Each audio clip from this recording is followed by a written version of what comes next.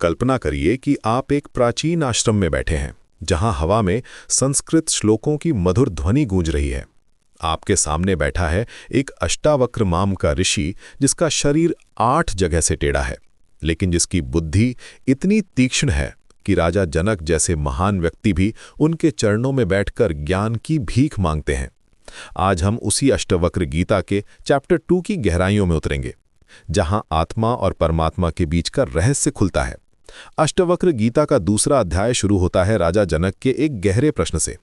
राजा जनक कहते हैं, हे गुरु, मैं कैसे ज्ञान प्राप्त करूं, कैसे मुक्ति पाऊं और कैसे वैराग्य को अपनाऊं? ये सवाल सिर्फ जनक का नहीं है, बल्कि हर उस इंसान का है जो जीवन की सच्चाई को समझना चाहता है।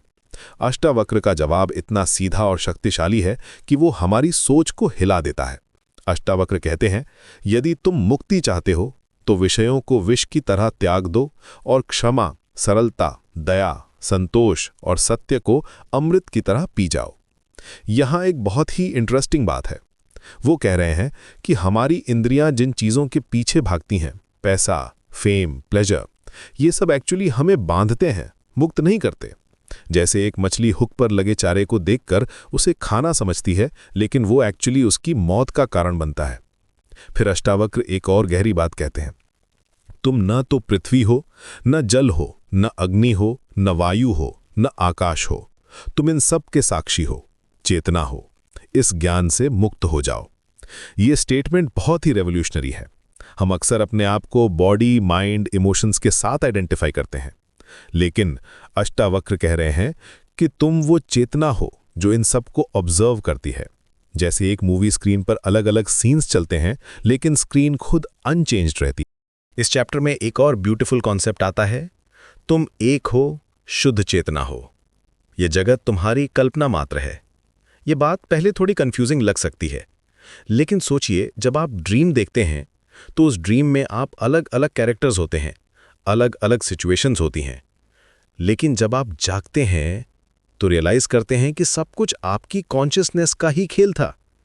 अष्टावक्र कह रहे हैं कि ये पूरा यूनिवर्स भी कुछ ऐसा ही है। अष्टावक्र आगे कहते हैं, धर्म, अर्थ, काम और मोक्ष, ये सब मन के विकल्प हैं, तुम इनसे परे हो। यहां वो ट्रेडिशनल इंडियन फिलॉसफी के 4 गोल्स को चैलेंज कर रहे हैं। हम सोचते हैं कि लाइफ में कुछ अचीव करना है, कुछ पाना है, लेकिन अष्टावक्र कह रहे हैं कि तुम ऑलरेडी कंप्लीट हो। तुम्हें कुछ पाने की जरूरत नहीं है, बल्कि ये रियलाइज करने की जरूरत है कि तुम क्या हो।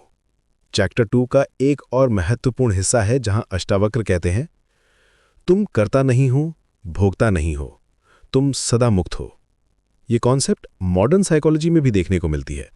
जब हम अपने एक्शंस के साथ ओवर आइडेंटिफाई करते हैं तो स्ट्रेस और एंग्जाइटी होती है, लेकिन जब हम रियलाइज करते हैं कि हम वो कॉन्शियसनेस हैं जो एक्शंस को ऑब्जर्व करती है, तो एक नेचुरल डिटैचमेंट आ जाता है। इस टीचिंग का प्रैक्टिकल एप्लीकेशन क्या है? जब आप ऑफिस में स्ट्रेस फील करते हैं तो याद रखिए कि आप वो स्ट्रेस नहीं हैं, बल्कि वो कॉन्शियसनेस है जो स्ट्रेस को ऑब्जर्व कर रही है।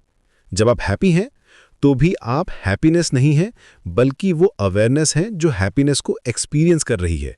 ये पर्सपेक्टिव लाइफ को कंप्लीटली ट्रांसफॉर्म कर देता है। अष्टावक्र गीता का ये चैप्टर हमें सिखाता है कि मुक्ति कोई डिस्टेंट गोल नहीं है जिसे हमें अचीव करना है, बल्कि ये हमारा नेचुरल स्टेट है। हमें बस ये रिकग्नाइज करना है कि हम कौन हैं। जैसे सूरज हमेशा चमकता रहता है, चाहे क्लाउड्स उसे कवर कर दें, वैसे ही हमारी ट्रू नेचर हमेशा फ्री और प्योर है, चाहे थॉट्स और इमोशंस का जितना भी ड्रामा चलता रहे। ये चैप्टर एक ब्यूटीफुल नोट पर एंड होता है, जहां अष्टावक्र कहते हैं कि जब आप ये रियलाइज कर लेते हैं कि आप प्योर कॉन्शियसनेस हैं, तो आपको कहीं जाने की ज़रूरत नहीं है, कुछ करने की ज़रूरत नहीं है। आप ऑलरेडी वहाँ हैं जहाँ आपको होना चाहिए। ये रियलाइजेशन ही मोक्ष है, यही फ्रीडम है, यही वो पीस है जिसकी तलाश में हम सारी लाइफ भटकते रहते हैं।